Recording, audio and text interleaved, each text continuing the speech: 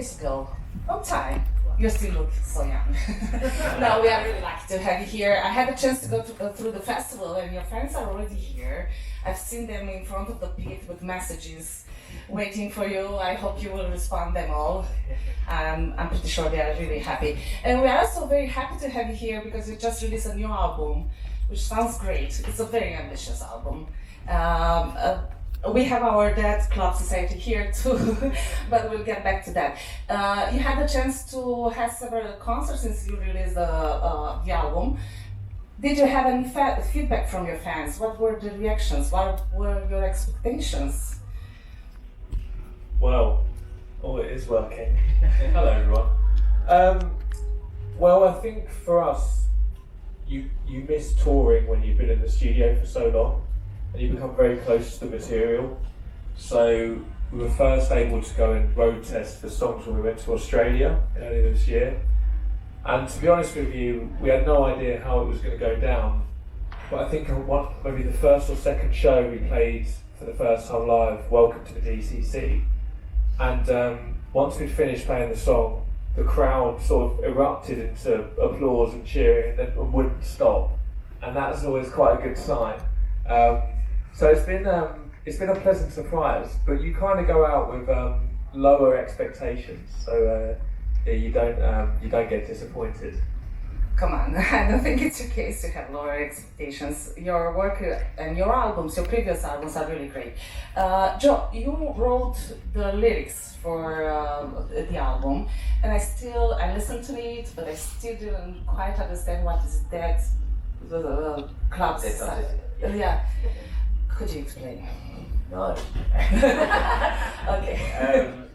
Yeah, that was quite funny. I think, as Don mentioned, in Australia, we were back. Sorry, I just realised what my sunglasses on. We're playing it in Australia, and we're saying, well, "Welcome to DCC, Dead Club City." It's quite tough to explain that when it's the first single, and the crowd are going, "What the hell is Dead Club City?" But I kind of like the mystery in it a little bit. So it's a members-only club. There's a city-sized members-only club, but we kind of left it vague on purpose, whether it's a real place or it's like an alternative universe or it's heaven, or there are multiple different ways you can think about the album, and I liked that. I wouldn't want to sort of give away too much, because I think people have said to me their theories about what Dead Club City is, and I love hearing that. Like, I think it's great that people have their own personal view of it. So I kind of don't want to destroy that. Yeah, I don't. Then I will keep my own feelings. Okay, Connor, I think you have one of the best, if not the best, but one of the best for sure, voice in rock music right now. And I was always curious if it's the music, your music that adapts to your voice, your very unique voice, or your voice that is changing according to, for example, this album is quite different. It's a new concept, a new direction. How do you use this unique talent that you have? I think each year I'm hitting puberty. I'm getting closer to hitting puberty. So my voice is changing, actually. It's getting higher. I don't really know how that's happened. But honestly, I think we've always used my voice as an instrument from the very get-go. We didn't really know what we were doing the first record. Didn't know how to be a band, what sort of band we were. We had no idea. So the whole kind of project at the start was, how can we fit guitar music around Connor's voice? So we were experimenting from the start and playing with, my voice and using the textures and using different shapes really early on was part of songwriting. And that's just never stopped. And I think, especially on this record I felt like I was a bit done with doing the big, heavy, hollow rock vocal that I did in Moral Panic and Broken Machine quite a lot. So it was really nice going back to the kind of soul, rhythm and blues roots that I grew up on singing, and then using that, the falsetto and the soul vocal that I really love to use is kind of classical in this record. And I think it naturally seemed to fit with the style of songs we were writing anyway. It seems like we've written this kind of like soul rock record without realising. It's been quite symbiotic in that sense. And it sounds great. Don't be shy. If you have questions, just raise your... Okay, let's start. Hello, first of all, welcome to the EC editie. I wanted to ask what, because you're called Nothing But Thieves, what was the last thing that you stole? For the first one, I don't know. I remember the first one. Because I think it might be the only thing I've stolen, and it broke me. I was about 7 years old. I was at Disneyland, and there was like a plastic jewel in like an Aladdin pit, right before as you go in on the ride, and I took it, and literally within 30 seconds I said to Mum, I just took this, I'm so sorry. And she just laughed at me. She was like, it's okay. I was like, no, it's not. And I went and put it back. Because I haven't stolen anything since. I was traumatised. I'm still in therapy about it. I'm pretty sure he never stole anything. You look so calm. Oh, right. I stole something on the Australian tour. Yeah, I stole a fridge magnet. I'm totally incriminating myself here. Okay. I stole a fridge magnet from like the duty free because there was no one on the till, and I was waiting there, and the flight was boarding, and I needed a fridge magnet because the missus was going to go mental. And I was just like, fuck it, take it, and I just got on the flight. I would have done the same thing. Price doesn't normally do these things. I don't know if you can tell. He comes out and he incriminates himself in the first 30 seconds. That will be me. Please. Why did you choose to go to Essex to write this album? How was that? So the last two albums, so Broken Machine and Moral Panic, we did in America. We were in LA for about 6 weeks, and as great as that was, and you know we're proud of those albums, you have limitations by the nature of you're out there for 6 weeks and then you've got to get on a flight home, and you don't have too long to make changes, you don't have time to reflect, gain perspective, re-record things. So the record's only going to be so good because you're constantly ticking off each instrument on each song, and you don't have time to actually work out if that's the best version that it can be. So one of the discussions that we had before going in to do Dead Club City was that we wanted to find a longer period of time to record it and do it in an environment that felt more bespoke and unique to our band, so a studio that was purpose built for exactly what we wanted. So we were able to do that, and we looked all around the UK. I was going to different Airbnbs and like manor houses and stuff like that. Some of them were terrible, but they were just big spaces that we thought we could build a studio in. And it just so happened that we found an old studio in Essex that had been neglected and needed a bit of love. And we went back there and we thought this is the perfect environment. Wasn't too far from London, so we could get home at the weekend and have nice breaks and forget about recording a record. And yeah, that's how that came to be. Yes, please. We were talking about this and what to be stolen. I'm pretty sure there were stolen a lot of souls and hearts. But first of all, I want to ask you, it's not your first time in Romania. What brings you back? Why? Does Romania have anything special? The crowd? So I think first, was it Electric Castle we did first? Yeah. Yeah, that was our first visit, and we just absolutely love the country. Like, we've had such a good time, and we've never done our own show here, which is really unfortunate, but every time we see the offer come in, whether it was this festival or another one, we just absolutely love it. And your beer is really good here. Is it Persians? Yes. Perfect. Oh my god. It's a little bit worse for wear today. Yeah. Any plans to come to Romania for the tour next year? We'd love to. I don't know is the short answer. Yeah. The long answer is also I don't know. But we would like to. We'd love to. And it's that sort of thing. It's there's a lot of wheels that turn behind the scenes that you got to figure out. So, which we'll try to. It'll be great to come It's back. quite hard to drive here by bus. That's one of the issues. We're working on it. It's definitely something we've spoken about. So yeah, the wheels are emotions. Try and get it done at some point. And we are ready. Just say yes. Please.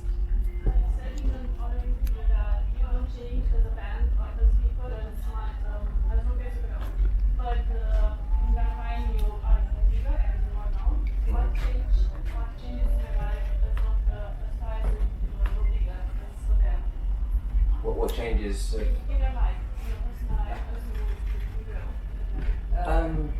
I suppose like the way we treat touring has changed a bit, and I think the way we sort of look after ourselves in that respect. We're actually today working out how many shows we've played. You're outside sunbathing at this point. Lovely. See? Self-care. Yeah. This today will be our 604th show of Nothing But Thieves. Is it? Yeah. And Raw Blood announced yesterday that it's 600, so we have people. I think there's a time we said yes to absolutely every show, which is why we've got that number. And today, I guess we take a bit more time to look after ourselves. I think we actually perform better and feel better, and just the general Nothing But Thieves camp is better. The music's better, the performances are better because of that. I also think we've tried to keep being ourselves.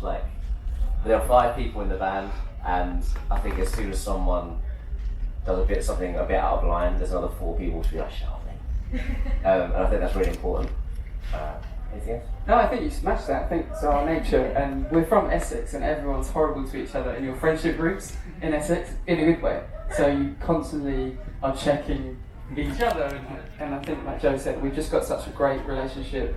We've been friends since before we started any music, we've been friends or family, and that's always stayed the same, if not got even stronger. I'd say it's got stronger, which is awesome. Yeah, happy days.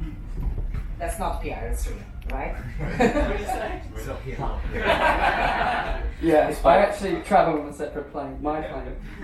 Because it's like in politics, everybody's so good friends until tomorrow when just split. There is one story. So a lot of times we go to festivals, they'll give you a car or something, or multiple cars to go to the festival. And they say, oh, do you want separate cars, or do you want to travel in the same van? And you always say the same van, because if you're the person not in the van, that's the person the other 4 people are talking about. So always travel together. Yeah, that's a rule in life, not only in festivals. Talking about festivals and concerts, it will be lovely to have a concert only with you in Romania, but what do you prefer as a crowd? Because you've seen so many. Well, I think you need a healthy balance of both. I think with a festival, there's always that challenge of you don't know how many people in the audience even know who you are. So you're going out with the pretense that you're going to have to convince a lot of people that you're not a terrible band. So you try your hardest to kind of demonstrate the best that you can be. However, there's something magical with the opposite of that at your own shows where almost everyone is there for you. And you could be the worst band ever, and they would, hopefully the audience would still enjoy themselves. But I think you need a healthy balance of both. Once we finish festival season, because it's quite tiring, it's a lot of flying. Every weekend you're in a different country. It's kind of relentless. There's something quite nice about hopping on a bus in the US or in Europe, and you're in, it's a little bit easier to sustain. So yeah, I think you need both. It's quite a diplomatic answer. I didn't really even answer your question. No, but if you're under confirmation, you're not a terrible band. You can get this from our festival. You're a great band, and we are so happy to have you here. Yes, please. Guys, in a world full of artists releasing singles and singles and singles, you just released an album like 3 weeks ago or something like this. Is your 4th album, am I right? Yeah. Why do you think it's important to release an album again, and what makes it special in your opinion? I think there was something that was quite funny to us. There was a lot of talk in the UK about a rock revival and guitars coming back and all these singles, and we end up writing a synth-based concept record. It's very Nothing But Thieves thing to do. I think you can say more within an album. There are a lot of threads in Dead Club City. There are a lot of threads that kind of tie together from the start to the finish. And I think you kind of need the space and room to do that. I don't think there's a right answer either way. I enjoy it, just a random single every now and again. I think there's merit to it. I'd agree, and I think we grew up in an era of LPs, of albums, CDs, vinyls, and I think it's probably always going to be close to our heart, but we're very aware that you kind of need to adapt to survive. So I think we'll probably always do albums unless we get dropped and can't afford to do it. Fingers crossed. But yeah, I think there is something quite nice about just recording a random single, not thinking too much about it and getting it out into the world. So yeah, we kind of do a bit of both in that sense. Yeah, please. Just proceed. A couple of years ago, you reached a milestone. You sold out Game 2. Congrats for that. Thank you. Are you dreaming of Wembley? Or a stadium tour? Stadium tour. Yeah, because we did put on 2 Wembley arenas in November. In the UK, if you want to come. Still in town. Yep. Wembley Stadium, oh god, we're too British for that, we're too self-deprecating. We'll be told a year or 2 before by our tour manager and our agents and our managers, you're going to be playing next year, you're going to be playing the stadium, and we'll be like, nah. Every single time. When we got asked to do the O2, we all looked at the email and we're not going to play that, we can't sell that out, and it happens, and that's why these people are in the jobs and we're not. It's because they can see those things. So we'll wait until we get that email to get mildly excited about it. Fingers crossed, yeah, obviously playing a stadium like that would be the next milestone, that'd be unbelievable. Please. Speaking of the album, how long in advance have you started working on the concept? Because now, if we look back, there were hints along the way. Yeah, it's probably a few years. But I kind of wanted to write lyrically a concept record before I knew what the concept was. So that tends to mean you're writing in character and you're kind of, putting yourself in someone else's shoes a lot of the time. I'd never really done that to that extent. I just didn't know how these characters were going to tie together. Then about halfway through the album, I think we read about half the songs, 6 songs to make the album. The concept kind of came together, and the rest of it was kind of the fun part. It was nice when I had the concept, I knew where I was going. That was actually very nice to write. But it was mostly because I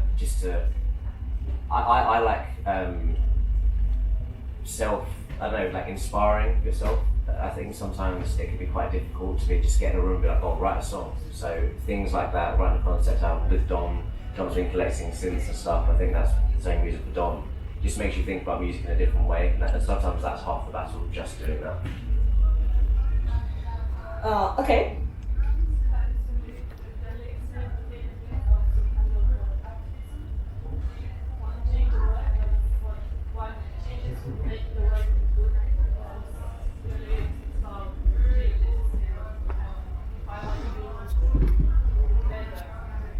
It's funny you say change. I noticed recently there are in Nothing But Thieves, lexicon wording, change is very prominent. It's like a buzzword for Nothing But Thieves.